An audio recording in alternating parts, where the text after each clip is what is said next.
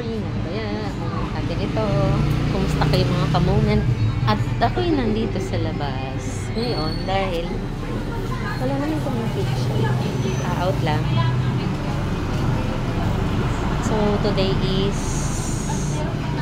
Wednesday, August 27, 2025. Time check, 4:46 p.m. na ng hapon. Ayun, nakuha ko ng aking salamin, mga kamomen. Yan, lagi na ako nakasalamin ngayon.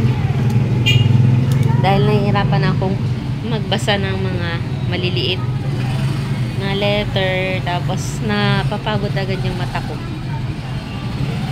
So, kumusta kayo mga kamomen? Hello.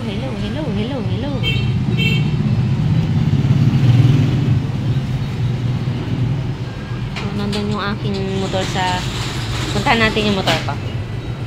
Dito yung motor ko mga kamomen. Kanina pala pumunta ako ng Katanawan.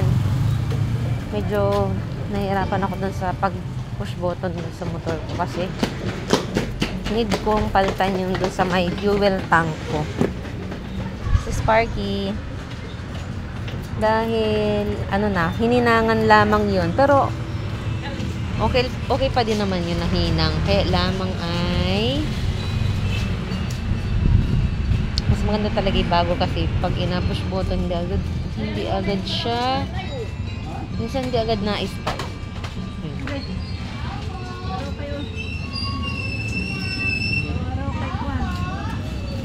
So tapos ano pa ba, itong gulong ko, yung gulong ni Spark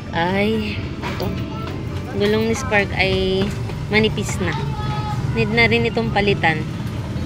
1 year and pa 7 months na itong gulong na yan ni Spark. So kasi nakadalawa ng flat. Yung una ay gawa ng pako, pangalawa gawa naman ng sapito mismo, doon siya natilas tubig. Ano yun yung doon pumupunta yung hangin, lumalabas.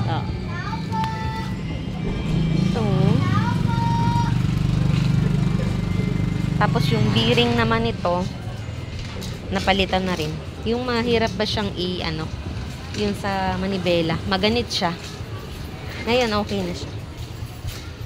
Medyo ko na nga siya, hindi ko na siya masyadong, pag may lubak inabagalan ko lang ng takbo dahil mahal din naman ang pagpapalit ng bearing mga kamoment. 1.3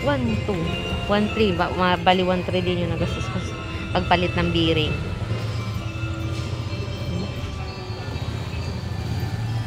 Tapos yun, pagbasa sa mga sasakyan talaga mahal ang dapat palagi kang mayroong nakahanda yung pera para pag nasira ang sasakyan mo ay meron kang maipapagawa mo. So yun lang mga kamomen.